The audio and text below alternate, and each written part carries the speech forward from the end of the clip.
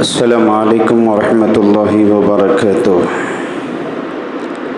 ان الحمد للہ الصلاۃ والسلام علی رسولہ الکریم، اما بعد فاعوذ باللہ من الشیطان الرجیم، بسم اللہ الرحمن الرحیم۔ وما اصابکم من مصیبۃ فبما کسبت ایدیکم ویعفو عن کثیر۔ سورۃ الشورى آیت نمبر 30۔ معزز سامعین و سامعات، اللہ رب العالمین یہ کہتا ہے کہ تمہیں جو بھی مصیبتیں، جو بھی تکلیفیں تمہیں پہنچتی ہیں، وہ سب کے سب تمہارے ہاتھوں کی کرتوت، تمہارے گناہوں کی وجہ سے بطور سزا ہے۔ حالانکہ اس میں سے بہت سارے گناہوں کو اللہ تبارک و تعالی معاف کر دیتا ہے۔ حاضرین و حاضرات، انسانوں کو دنیا میں جو بھی مصیبتیں، جو بھی تکلیفیں، جو بھی رنج و غم پہنچتے ہیں، یہ تمام پہنچنے کے وجوہات، اسباب شریعت میں 3 بتائے۔ سب سے پہلا یہ سورہ شعراء کی آیت ہے، اس میں اللہ رب العالمین نے یہ بتایا کہ مصیبتیں اور پریشانیوں کے نازل ہونے کے جو 3 اسباب ہیں، اس میں سب سے پہلا سبب یہ ہے وما اصابکم من مصیبۃ، تمہیں جو بھی تکلیف، جو بھی رنج، جو بھی غم، جو بھی پریشانی لاحق ہوتی ہے، یہ تمام تمہارے ہاتھوں کی کمائی ہے، یعنی تمہارے گناہوں کی یہ سزا ہے، جسے اللہ تعالیٰ مصیبتوں کی شکل میں دیتا ہے اور کہتا ہے کہ چکھو تم تمہارے گناہوں کی سزا۔ حالانکہ اللہ تعالیٰ بہت سارے گناہوں کو تمہارے معاف کر دیتا ہے، اس کے بعد گنے چنے جو گناہ، جو غلطیاں تمہارے ہوتے ہیں، اس میں سے بعض کی سزا دیتا ہے۔ اگر تمام گناہوں کی سزا اگر اللہ دنیا میں ہی دینا شروع کر دے تو پھر میرے اور آپ کا دنیا میں جینا مشکل ہو جائے گا۔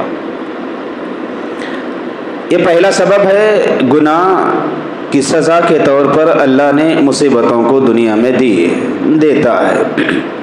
اور دوسری آیت میں ہے، غالباً سورۃ التغابن میں، اللہ رب العالمین نے کہا ما اصابکم من مصیبۃ الا باذن اللہ، تمہیں جو بھی مصیبتیں اور جو بھی تکلیفیں دنیا میں آتی ہیں، یہ اللہ کے اذن سے آتے ہیں۔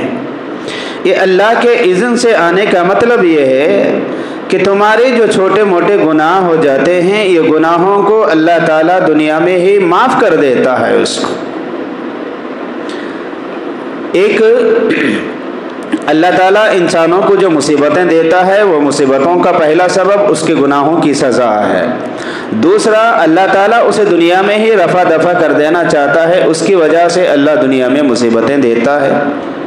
تیسرا، اللہ تعالیٰ اس کی وجہ سے، اس کے ذریعے سے انسان کے درجات میں بلندی عطا کرتا ہے۔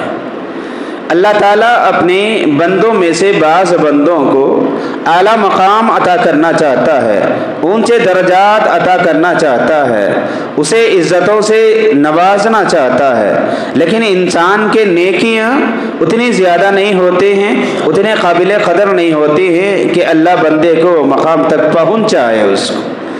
اللہ تعالیٰ بندے کو مقام تک پہنچانے کے لیے، رفع درجات کے لیے، اللہ تعالیٰ کبھی کبھی اسے بطور آزمائش دنیا میں ہلکی پھلکی سزائیں اور آزمائشیں یا بیماریاں اللہ تعالیٰ عطا کر دیتا ہے، تاکہ بندہ ان تکالیف میں صبر کرے، اللہ پر یقین رکھے، اللہ پر توقع رکھے، اللہ سے دعائیں کرے، تو اس سے اللہ راضی ہو کر کے اس کے درجات میں بلندیاں اللہ تعالیٰ عطا کرنا چاہتا ہے۔ وہ بلندیوں کو عطا کرنے کے مقصد سے اللہ کبھی کبھی بندوں کو آزماتا ہے۔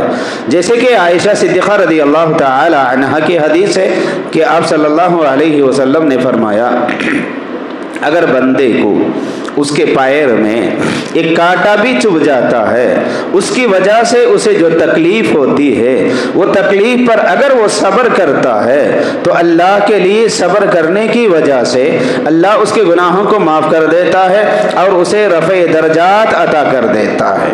تو لہذا چاہے مصیبتیں کسی بھی شکل کے دنیا کے اندر آئے، بیماری کے شکل میں، رنج و غم کی شکل میں، کسی بھی شکل میں اگر آتے ہیں تو بندہ اسے خوش دلی کے ساتھ میں اختیار کرے، اسے صبر کر لے۔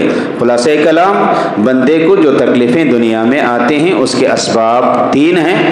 پہلا سبب اس کے گناہوں کی سزا ہوتی ہے، دوسرا سبب اللہ تبارک و تعالیٰ اس کے ذریعے سے اس کے گناہوں کو معاف کر دیتا ہے، تیسرا سبب اللہ تعالیٰ اس کے درجات میں بلندیاں عطا کرتا ہے۔ اللہ سے دعا ہے اللہ تعالیٰ مجھے اور آپ کو ہر حال میں اللہ تعالیٰ کے فیصلے پر راضی ہونے، خوشیوں کے موقع پر اللہ کا شکر ادا کرنے اور رنج غم کے وقت میں اللہ تعالیٰ کے لیے صبر کرنے کی توفیق عطا فرمائے، آمین۔ اقول قولی ھذا استغفر اللہ لی ولکم ولسائر المسلمین اجمعین، سبحانک اللہم وبحمدک، اشہد ان لا الہ الا انت، استغفرک واتوب الیک۔